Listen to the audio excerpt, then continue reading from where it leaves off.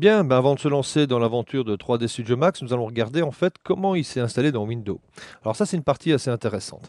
Je vais aller sur le disque dur et bien sûr 3D Studio Max est dans la partie programme. Pour rappel, je suis ici sous Windows Vista. Dans la partie programme, vous allez retrouver une zone Autodesk 3D Studio Max 2010. Vous allez retrouver comme ça vos matériaux et différentes, je veux dire, fichiers qui servent à lancer le programme. Alors ça, c'est le programme qui serait pour tout le monde. Par contre, quelque chose de très intéressant, nous allons aller voir ici l'utilisateur. Lorsque je clique sur utilisateur, je retrouve deux utilisateurs, l'accès à tout le monde et moi-même.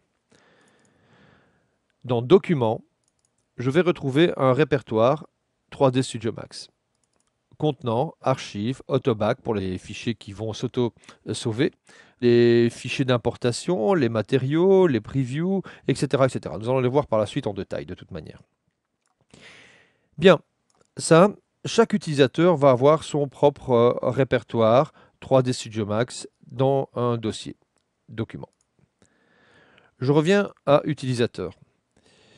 Il y a par contre des fichiers cachés très importants. En effet, lorsque vous installez un plugin ou que vous mettez à jour 3D Studio Max ou vous modifiez certains paramètres, il y a un fichier 3D Studio Max.ini qui est éditable avec un fichier texte tout simplement, qui est en fait une mise à jour. Alors ce fichier n'est pas visualisable pour le moment. Pour ce faire, je vais appuyer sur Alt, qui est un raccourci clavier pour Windows, Outils, et aller dans les options des dossiers. L'affichage, je vais demander d'afficher les fichiers et dossiers cachés. Ainsi d'ailleurs que ce qu'ils contiennent, ne pas masquer les extensions, ni les fichiers protégés. À l'invite, je fais oui et je valide. Observons maintenant que j'avais deux utilisateurs, JA moi-même et public. Je retrouve d'autres gestions en fait. Alors je vais retourner sur JA, sur mon dossier, dans Application Data, Local, et je vais retrouver Autodesk. 3D Studio Max. Et à force de descendre dans tous les dossiers, je vais revenir ici, dans ce qui est la personnalisation de mon 3D Studio Max, celui qui correspond à l'utilisateur JA, Jean-Yves Arbois. Je retrouve ici le fichier 3D Studio Max ini, double-clic. Moi, j'ai déjà mis en fait qu'il pouvait s'ouvrir avec simplement un bloc-notes, et on retrouve tous mes paramètres et mes personnalisations. Ce fichier 3D Studio Max ini, vous pouvez le supprimer sans aucun problème lorsque vous remarquez que 3D Studio Max devient un peu instable. Lorsque vous allez relancer 3D Studio Max en cliquant sur cette icône, il va se recréer à nouveau. Bien. Par contre, lorsque vous désinstallez 3D Studio Max, il garde toujours en mémoire les codes ou vos numéros de licence. Vous pouvez supprimer ce genre de choses ici, Autodesk, 3D Studio Max, et là vous avez différents types de fichiers relatifs à l'installation dans le répertoire 3D Studio Max.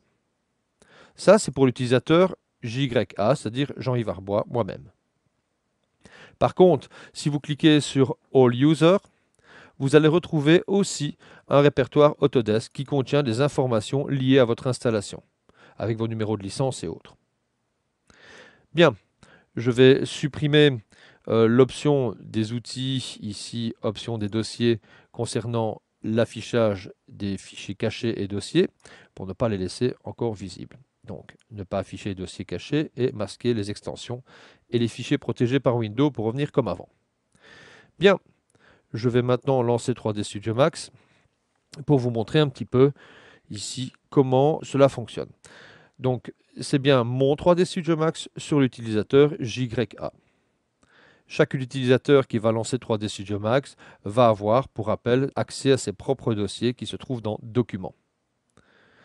Le lancer de 3D Studio Max dépend bien sûr de la puissance de votre machine, carte graphique, mémoire vive et autres. Remarquons ici, sauver, je retrouve les scènes, donc par défaut je me retrouve dans le fichier scène, c'est user Jean-Yves Arbois, document 3D Studio Max, scène, et on retrouve comme ça exactement ce que je vous disais, tous les répertoires, les dossiers qui sont dans votre document à vous. Voilà pour commencer, et nous allons commencer maintenant, après, par la suite, notre aventure dans la modélisation.